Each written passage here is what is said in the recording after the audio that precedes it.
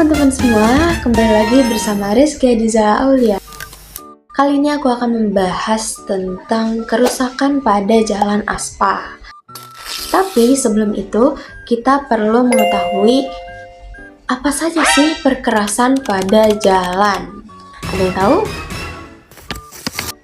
Oke, jadi perkerasan pada jalan ini terbagi menjadi 3 jenis. Yang pertama yaitu perkerasan kaku atau rigid pavement.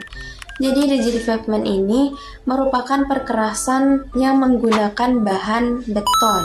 Seperti yang kita ketahui, beton memiliki daya tahan yang lebih kuat untuk memikul beban.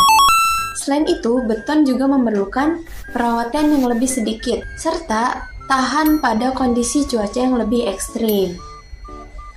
Perkerasan jalan yang kedua yaitu perkerasan lentur atau flexible pavement.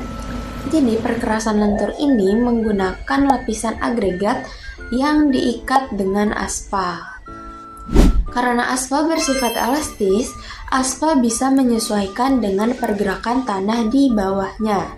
Dan yang paling penting, aspal mampu memberikan daya cengkram yang lebih baik pada ban kendaraan, sehingga membuat kendaraan lebih aman dan nyaman. Yang ketiga, perkerasan komposit atau composite pavement. Perkerasan jalan komposit ini merupakan gabungan atau kombinasi antara perkerasan lentur dengan perkerasan kaku. Pada bagian bawah jalan menggunakan beton, sedangkan pada lapisan atasnya menggunakan aspal. Perkerasan ini tentunya memiliki daya tahan yang lebih unggul. Perkerasan jalan di Indonesia mayoritas menggunakan perkerasan lentur atau flexible pavement, yaitu perkerasan yang menggunakan aspal. Seperti yang dilansir dari liputan6.com, pada tahun 2021, panjang jalan beraspal sebesar 67,07% dari total panjang jalan. Tetapi kenapa harus aspal? Ada yang tahu? Aspal banyak digunakan tentunya karena aspal memiliki banyak keunggulan. Seperti yang tadi aku sampaikan,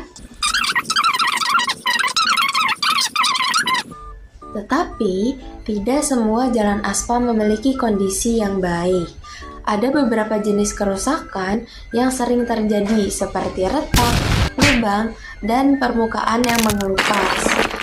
Kerusakan ini bisa disebabkan oleh beberapa faktor, termasuk cuaca ekstrim dan beban kendaraan yang berlebih. Berikut ini merupakan beberapa kerusakan jalan yang aku temui. Yang pertama yaitu alligator cracking atau retak buaya. Retak buaya atau alligator cracking ini adalah jenis kerusakan pada perkerasan jalan yang ditandai dengan pola retakan menyerupai sisik kulit buaya.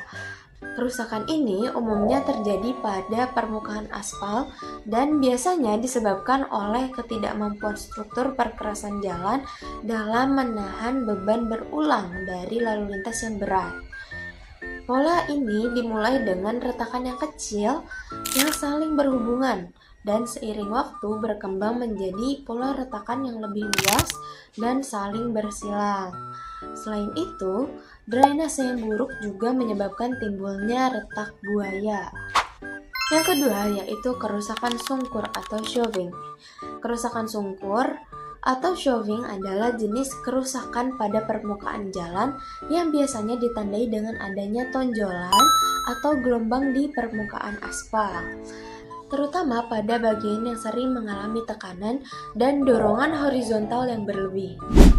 Lalu, apa yang menjadi penyebab terjadinya kerusakan sungkur ini?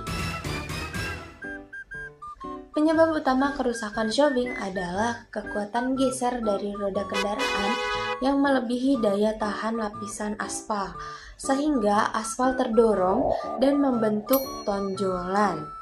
Ada juga faktor lain yang bisa memperparah kerusakan ini, termasuk penggunaan bahan aspal yang tidak sesuai, kualitas pemadatan yang kurang baik, serta ketidakstabilan lapisan fondasi di bawahnya. Yang ketiga, kerusakan yang aku temui yaitu kerusakan lubang. Kerusakan lubang ini merupakan jenis kerusakan pada permukaan jalan yang berupa cekungan atau lubang-lubang kecil hingga besar.